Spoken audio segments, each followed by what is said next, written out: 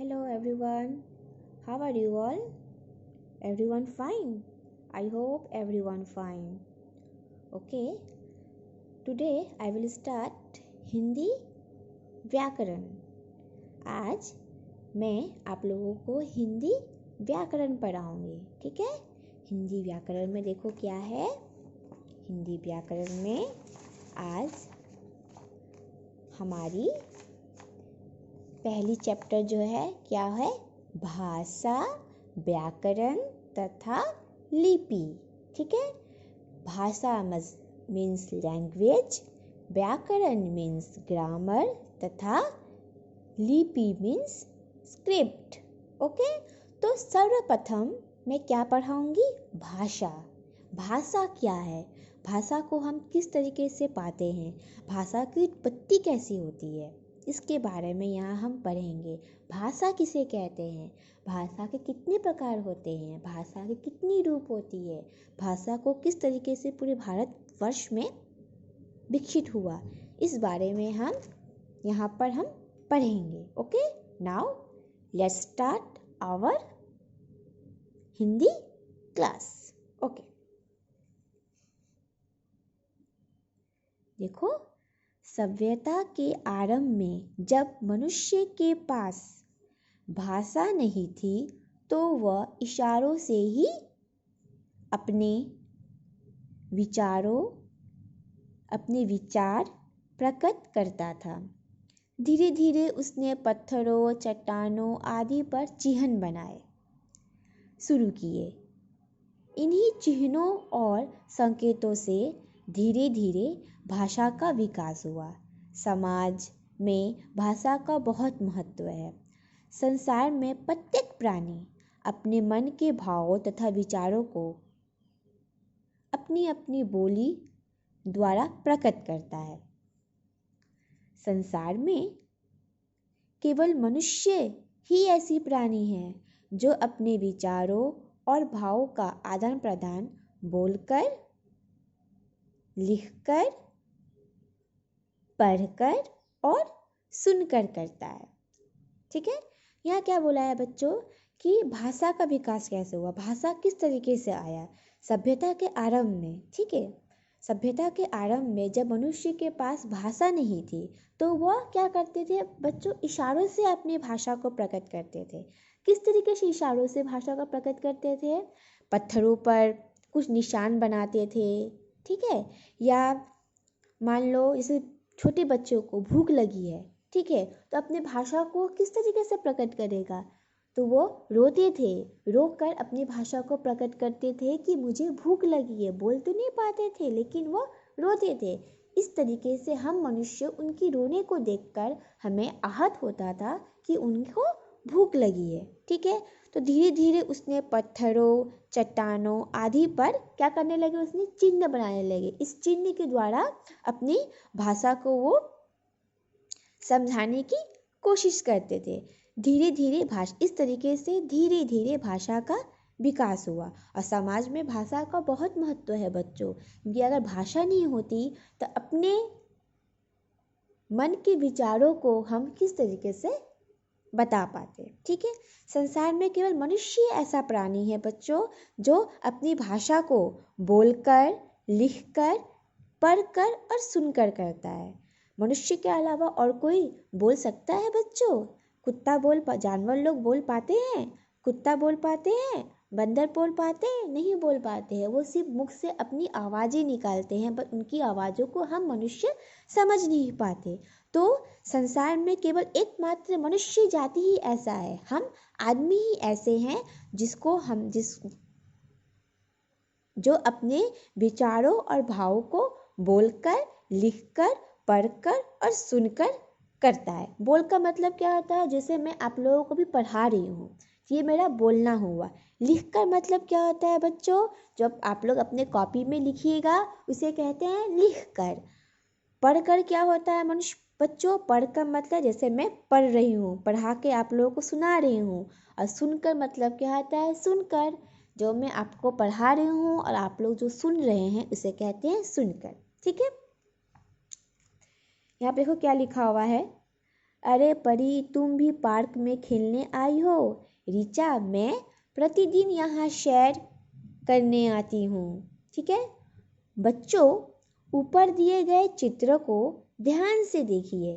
पहले चित्र में पार्क में परी और ऋचा एक दूसरे से बोलकर वह सुनकर अपने मन के भाव प्रकट कर रही है और दूसरे के भाव समझा रही है। दादाजी अखबार पढ़कर संसार की घटनाओं के बारे में जान रहे हैं। दूसरे चित्र में बोर्ड पर लिखकर बताया गया है कि फूल तोड़ना मना है। इस प्रकार हम कह सकते हैं। देखो बच्चों, ऊपर के चित्र में देखो क्या बोला गया है। एक इसे मान लो, इसका नाम क्या है? मानो इसका नाम परी है और इसका नाम ऋचा है।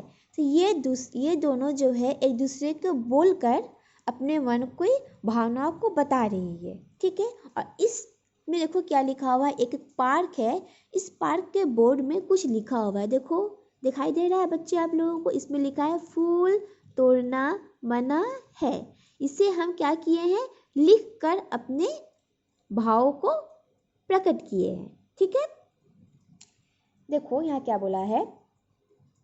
भाषा वह साधन है। अब हम पढ़ेंगे भाषा किसे कहते हैं। ठीक है, हमने यहाँ पर पढ़ा भाषा की उत्पत्ति कैसे हुई, भाषा किस तरीके से मनुष्य जीवन में आया। अब हम पढ़ेंगे भाषा किसे कहते हैं। ठीक है, भाषा वह साधन है जिनके द्वारा मनुष्य अपने विचारों को दूसरे के सामने प्रकट कर सकता है और दूसरों के विचारों को जान सकता है। उसे हम क्या कहते हैं बच्चों? भाषा कहते हैं।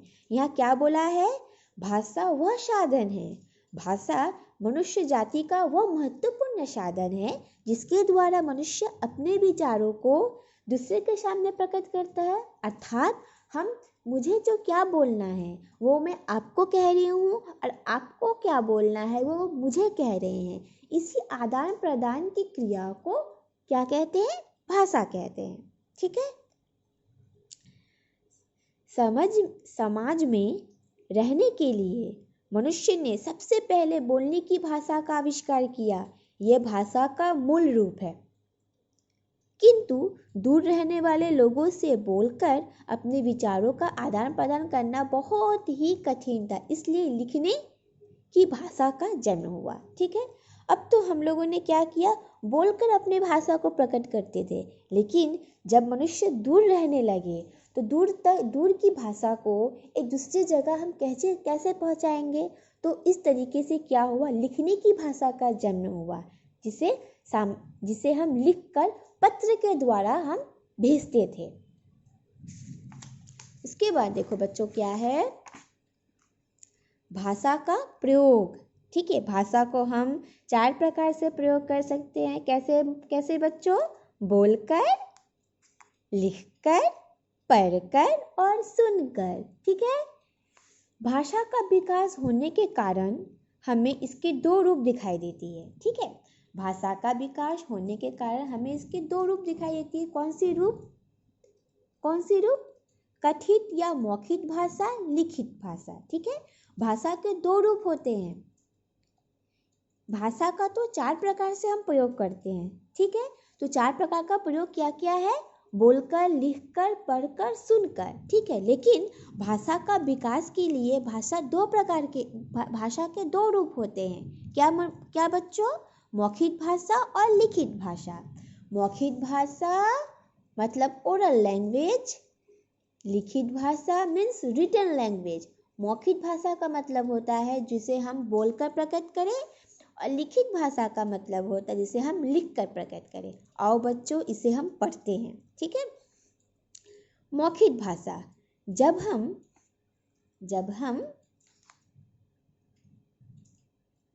हम अपने भाव को बोलकर दूसरे के सामने प्रकट करते हैं तथा सुनकर दूसरे के भावों को समझते हैं तो उसे कथित या मौखिक भाषा कहा जाता है।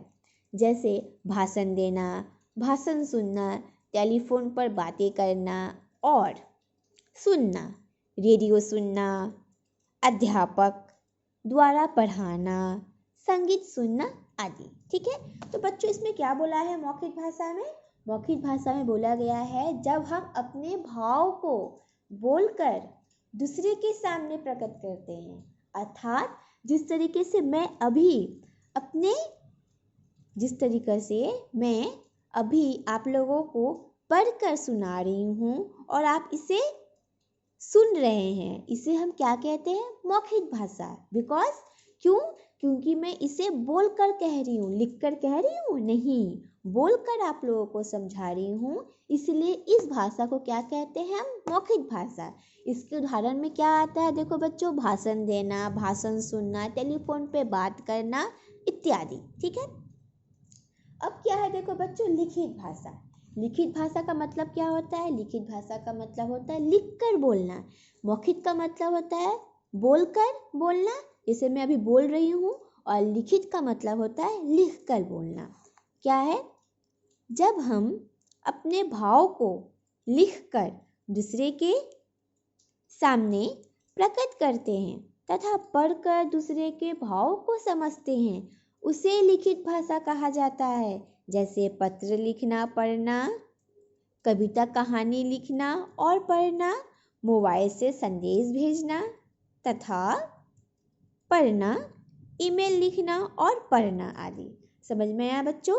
लिखित भाषा किसे कहते हैं? जब हम अपने भावों को लिखकर दूसरे के सामने लिखकर, ठीक है, जैसे मैं पढ़ाती हूँ, आप लोग क्लास में लिखते हो ना, जब मैं पढ़ा रही हूँ उसे बोलकर भाषा कहते हैं, और जब आप लिख रहे हैं उसे लिखकर भाषा कहते हैं। ठीक है, जब हम अपने भावों को लिखकर दूसरे के सामने हम प्रस्तुत करते हैं तो वो भाषा क्या होती है? लिखित भाषा कहती है। ठीक है बच्चों, अगर आप लोगों को कुछ भी परेशानी हो रही है, समझने में असुविधा हो रही है, तो आप मुझे मेरे व्हाट्सएप ग्रुप में मैसेज कर सकते हैं। वहाँ पर मैं आपको और अच्छे तरीके से समझा दूँगी। ओके बच्चों, तो आप लोगों का होमवर्क क्या रहा? आप लोगों का होमवर्क ये रहा, पहले पढ़िएगा भाषा किसे कहते हैं, यहाँ से यहाँ तक। ठीक है, इसके बाद भाषा कितने प्रकार के होते हैं? 4 प्रकार से किया गया है, बोलकर, लिखकर, पढ़कर, सुनकर। और भाषा के कितने रूप है? मौखिक भाषा, लिखित भाषा। मौखिक भाषा किसे कहते हैं? हमें यहाँ से यहाँ तक लिखना पड़ेगा। लिखित भाषा किसे कहते हैं? हमें यहाँ से यहाँ तक लिखनी पड़ेगी। ओके बच्चों, आप लोगों को समझ में आया? आई होप आप लोगों को समझ में आया होगा। जब स्कूल स्टार्ट होगा तब क्लास में आप लोगों को और भी अच्छे तरीके से मैं समझाऊंगी। अभी के लिए goodbye, bye bye, take care, stay home. Thank you, धन्यवाद।